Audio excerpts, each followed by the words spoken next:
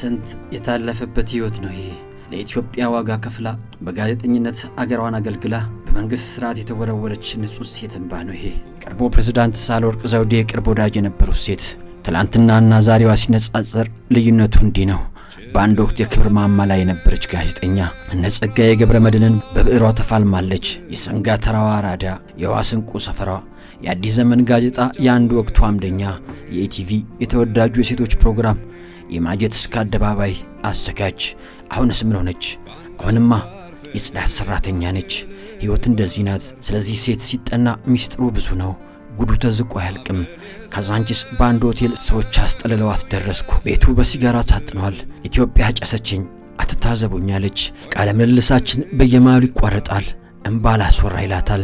በምታወራው ታሪክ ከኋላ ያሉት ዳይሬክተርና የካሜራ ባለሙያዎች ከንፈር ሲመጡ ይሰማኛል። ፊቷ ገርጥቷል። በስደት ወደ ሀገረ ካናዳ ነበረች። ፖለቲካም ሳትሞካከር አልቀረችም። የዛሬን ያርገውና የዘመን ራዳ ነበረች። ስሟ ብዙ ወንድም አገኘው። የባለስልጣናት መድኃኒት፣ ካድሬዎች የሚረዱላት ሰላዩዋ ጋዜጠኛ። በ60ዎቹ አውቶግራፍን ያስጀመርኩት እኔ ነበርኩኝ ትላለች። አበበ ቢቂላ ጽሑፉን ከነፎቷ ኑሮላታል። ጥላሁን ገሰሰ ከነፈገግታው ብዙ ወንድም አገኘው የሚል ርዕስ ሰጥቶ ስለ ደግነቷ በጋዜጠኝነት ህይወቷ ስለከፈለችው ዋጋ ጠቅሶ በጽሑፉ አመስግኗታል። የሥራ ባልደረባዋ ጋሽ ጳውሎስ ዮኞ ብዙ ጎበዝ ልጅ ነበረች ሲሉ አወድሰዋታል ከነፊርማቸው። የበዓሉ ግርማ የነስባት ወዳጃቸው ዛሬም የበዓሉ ግርማን ግድያ ጨምሮ ከባባድ ሚስጥሮች በእጄ ላይ ያሉ ትላለች። ጸጋዬ ገብረመድህን እንደ ጦር ይፈራት ነበርም አሉ። የጓድ መንግስቱ ወታደሮች ያለችበትን ይሰልላሉ።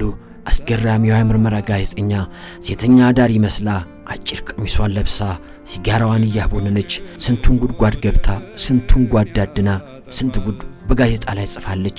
የከርታታዋ ኑሮ ብላ ህዝቡን አነጋገረች። ምሽት ቤት ሲዝናኑ ሰላዩዋን ጋዜጠኛ ያቺ ብዙን ተጠንቀቁ መባል ተጀመረ።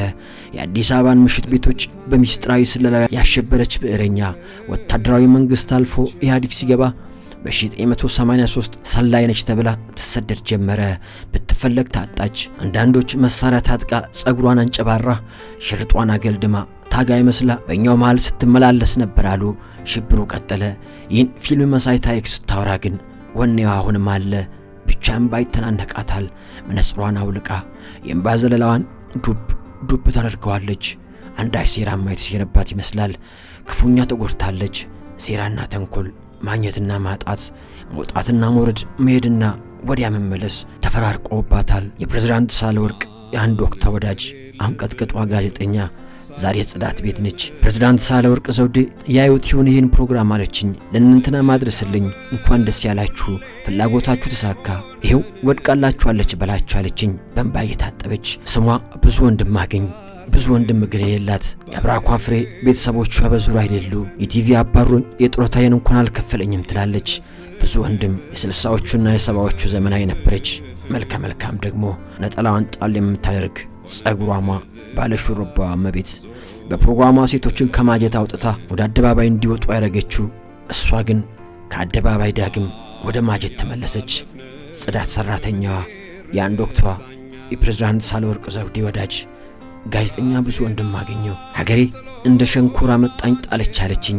ማን ያወራ የነበረ እስቲ የነበረ ያውጋ እስቲ ያየና